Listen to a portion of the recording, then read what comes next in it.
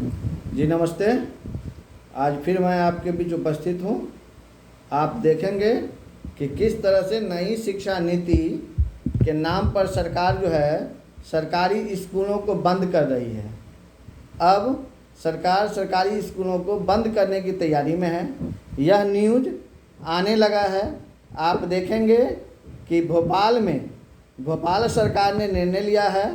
कुछ दिन पहले निर्णय लिया था कि सभी प्राइवेट स्कूल को 1,000 रुपये छात्रवृत्ति दी जाएगी और सरकारी स्कूल में जाने वाले बच्चों को जो है दंडित किया जाएगा।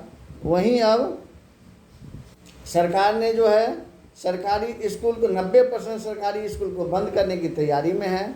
आखिर क्यों? लगभग 1,20,000 स्कूलों में जो है 1,08,00,000 अस्तित्व को होगा खत्म। जो स्थिति बना दिया है सरकार ने, तो सरकारी स्कूल को बंद करने के लिए अब वो कह रहे हैं कि अब ये नियम होगा।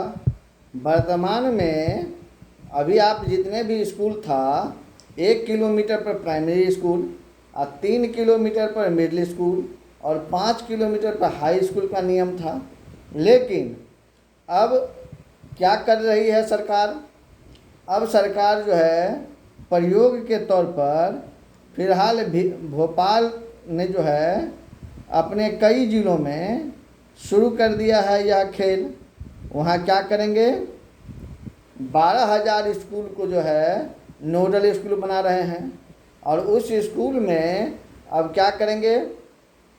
सरकारी शिक्षक और संसाधनों को कमी दूर करने के ख्याल से कह रहा है हम व्यवस्था को सुधारेंगे, इसलिए हम ज़्यादातर स्कूलों को बंद करेंगे और उन स्कूलों में हम प्राइवेटाइजेशन के जरिए आगे विकसित करके काम करेंगे।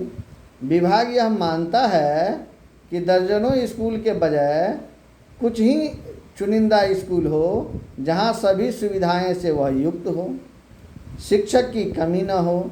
इस व्यवस्था को लागू करने के लिए वो 3-3 किलोमीटर के जो जितने छोटे बड़े स्कूल है उस सारे को बंद कर 15 किलोमीटर के दायरे में वाली स्कूल को एक स्कूल के साथ जोड़ने का प्लान कर रही है।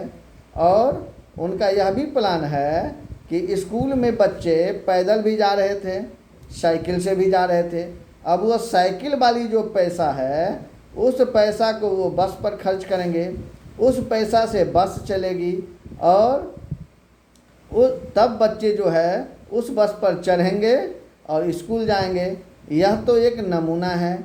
नई शिक्षा नीति जो वर्तमान सरकार पूरे देश में लागू किया है, यह कमोबेश पूरे देश में धीरे धीरे लागू हो जाएगा। बीजेपी शासित प्रदेश जहाँ भी है वहाँ स्कूलों को बंद करने की साजिश है। चूँकि गरीबों के बच्चे, दलित के बच्चे, वंचितों के बच्चे जो अब पढ़ने लगे हैं, स्कूल कॉलेज जाने लगे हैं, सारे नौकरियों में अपना अवसर ढूंढने लगे हैं, तो उनके अवसर को समाप्त करने के लिए अब स्कूल को बंद करने की प्रक्रिया है। ठीक उसी तरह से जिस तरह से सरकारी नौकरियों में आरक्षण को ख़त्म करने के लिए निजीकरण को बढ़ावा दिया जा रहा है और निजीकरण के नाम पर आरक्षण को समाप्त किया जा रहा है, वहीं आप देखेंगे कि दोहरी आरक्षण की बात हो रही है। एक तरफ 10% आरक्षण सवर्ण लोगों को मिल रहा है। अगर आपके बच्चे 90% भी अगर लाता है तो वो 10% आरक्षण वाले जो है 60%, 63%, 55% जिसको आगे उनको नौकरी मिल जाती है और 85 और 90% वाले जो सरवारा समाज के बच्चे हैं उनको नौकरी नहीं मिलती है। आप बीपीएससी, यूपीएससी इस सारे रिजल्ट को जब आप खंगालेंगे तो यह आपको आसानी से पता चलेगा। आप देखेंगे, आप समझेंगे। ऐसे में भला अपना देश कहाँ जा रहा है? नई शिक्षा नीति के माध्यम से सरकार ठेके वाली स्कूल बनाने की प्लानिंग कर रही है। सरकार कह रहा है कि हम पीपीपी मॉडल पर काम करेंगे, पब्लिक प्राइवेट पार्टनर योजना हमारा होगा। पब्लिक भी पैसा देगा, सरकार भी पैसा देगा और प्राइवेट कंपनी भी पैसा देगा। अब जो बच्चे स्कूल नहीं जाएंगे उसके बदले में दूसरे बच्चे पढ़ कर के आवेंगे और वो बच्चे अपने गांव के अगल बगल के बच्चों को पढ़ा देंगे। भला वो बच्चा क्या पढ़ पाएगा भाई, आप समझ सकते हैं। अब वो कह रहे हैं कि एक ही कैंपस में पहली कक्षा से लेकर के ग्रेजुएट तक की यानी यूनिवर्सिटी तक की पढ़ाई उसी कैंपस में हो जाएगा।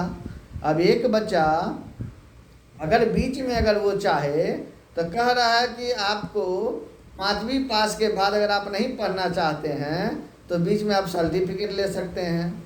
अब इसी तरह से 7वीं का है और आगे मैट्रिक के संदर्भ में कहा गया है जो अब 12वीं होगी। तो इस तरह से शिक्षा व्यवस्था की लचर व्यवस्था बनाई जा रही है। शिक्षा को पंगु बनाने के यह साजिश हो रहा है और इस नई शिक्षा नीति के माध्यम से सरकार का मानना है कि भंगी का बेटा मैला साफ करेगा, पासी का बेटा तार उतारेगा, ग्वाला का बेटा गाय चराएगा और धोबी का बेटा जो है कपड़ा धोएगा, कुम्हार का बेटा बर्तन बनाएगा, लोहार का बेटा लोहा पीटेगा, लकड़ी काटने का बेटा जो है सो लकड़ी बनाएगा। इस तरह से इसका सोची समझी साजिश है कि शिक्षा व्यवस्था से सर्वहारा समाज को बाहर करो।